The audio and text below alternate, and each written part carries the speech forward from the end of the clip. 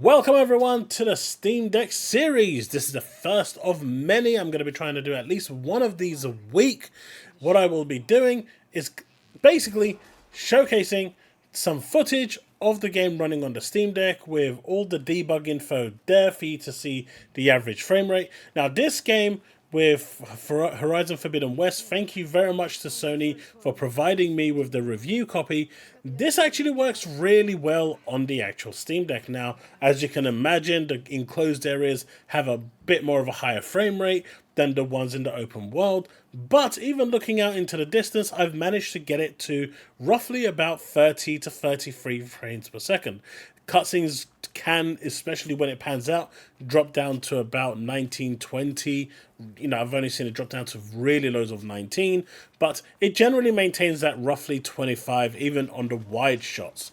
But if you're running around in the open world, or in just around the buildings, or in through caves, it generally fluctuates between 29 and 43 frames per second. I've got the target frame rate set to about 45, but you can actually hit that to 60 if you want to. And if in certain areas, if it can push up, I just didn't want it fluctuating too much. Now the actual settings are based around 1 minute and 55, 2 minutes. There's going to be a timestamp for that, so feel free to check that out.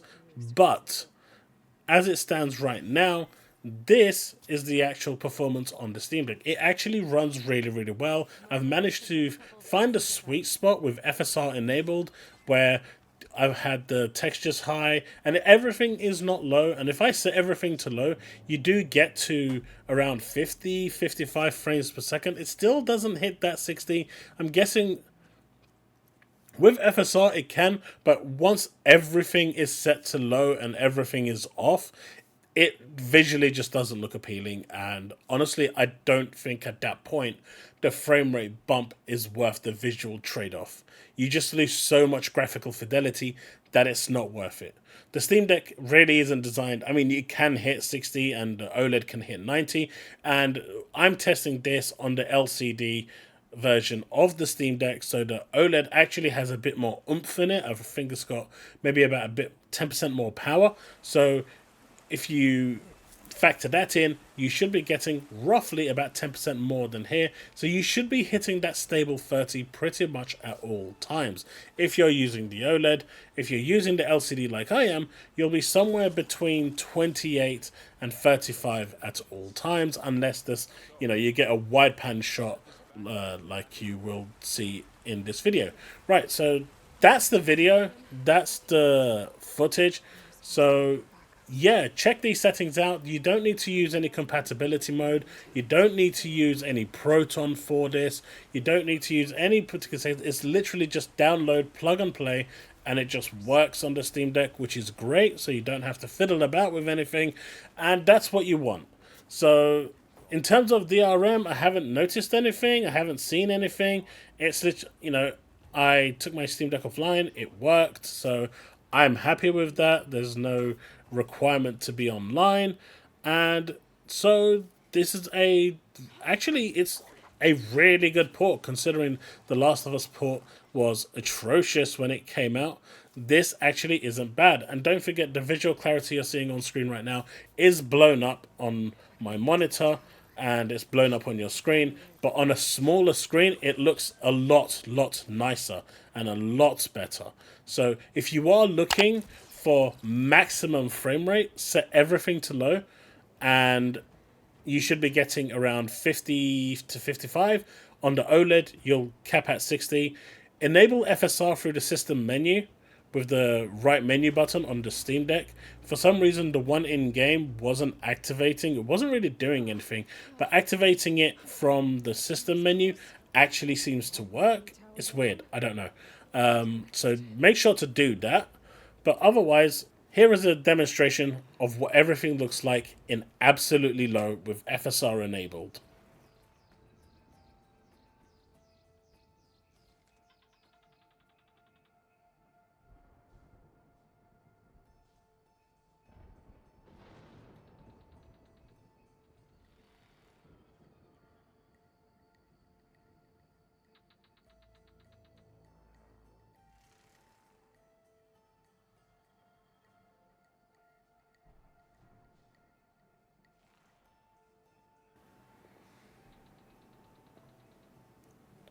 not great, is it? So, yeah, I think the trade-off for that extra 30 FPS, or in some cases, extra 20 FPS, just isn't worth the fidelity trade-off. You just lose too much. I know frame rate is king, but if you're playing on the handheld anyway, I just don't think it's worth...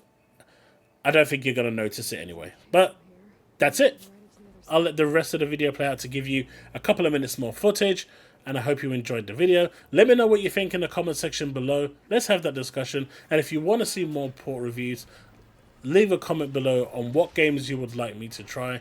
A bunch of people want me to go through the PlayStation catalog, so those are on the list. But if there's anything else that you want me to try in the process, let me know and I will try and get round to it.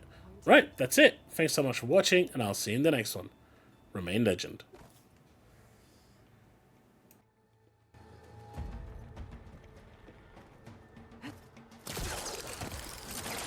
Got it.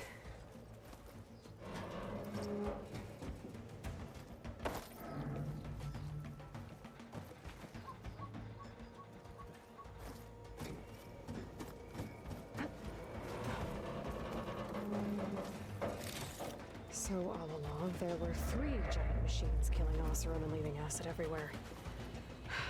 Great.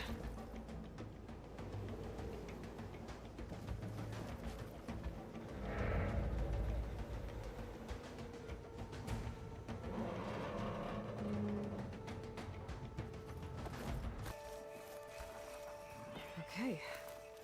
Time to crush those machines down below.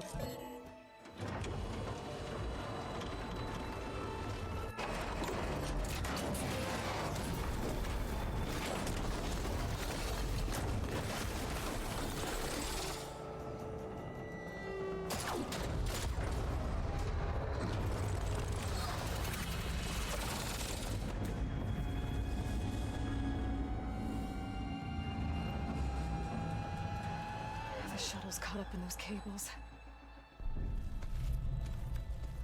I'm gonna have to climb the tower to find a way to disconnect them. Now, how to get up the tower?